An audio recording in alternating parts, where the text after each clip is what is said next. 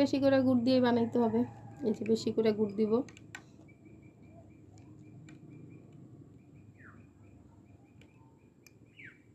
নারকেল ছাড়া ভাপা পিঠা কেমন লাগবে জানি না, তবে গুড় ছাড়া ভাপা পিঠা ভালোই লাগে। এবার গোলাপ ফুল ফুটছে মাশাআল্লাহ, কি সুন্দর রঙের। আজকে এই যে ভাপা পিঠা বানাবো, ছাদে চলে আসছি। তবে আজকে ভাপা পিঠা হবে শুধুমাত্র গুড় দিয়া। নিহাল নাকি গুড় ছাড়া ভাপা পিঠা খাবে, যার জন্য শুধু গুড় দিয়া বানাবো।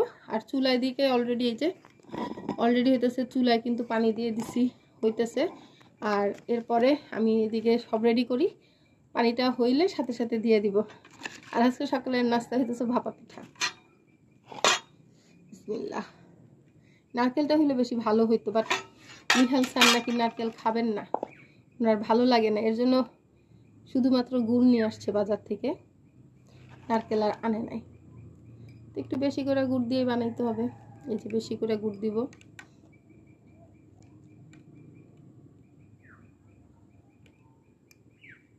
নারকেল ছাড়া ভাপা পিঠা কেমন লাগবে জানি না, তবে গুড় ছাড়া ভাপা পিঠা ভালোই লাগে। নারকেল দিয়ে, শুধু নারকেল দিয়ে ভালো লাগে কিন্তু।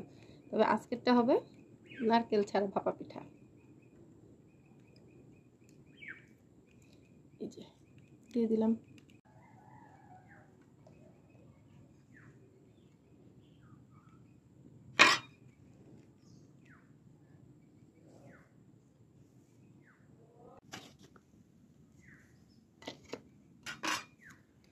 তো বিসমিল্লাহ বলে প্রথম পিঠাটা দিয়ে দেই, দেখি কেমন হয়।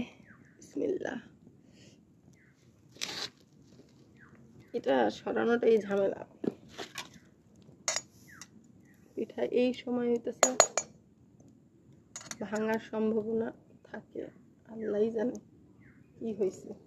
না, ভাঙে নাই, পিঠা ভালো আছে।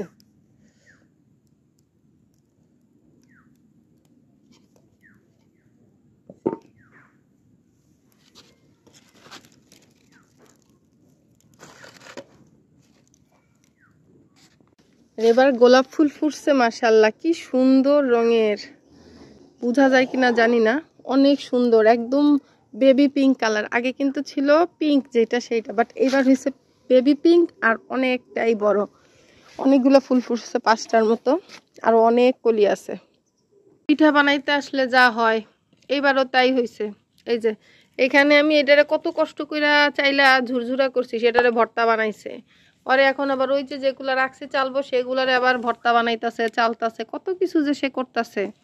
তার কোনো কি হয়েছে মামা? ধোয়া, তাহলে তুমি চলে যাও, এখান থেকে চলে যাও। এই যে চুলায় ধোয়া উড়ে, সেটা তার জন্য সমস্যা, কিন্তু সে তাও থাকবে।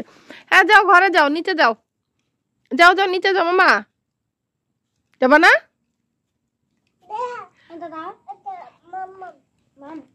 মাম খাবে, যাও, মাম নিয়ে আসার জন্য একটু।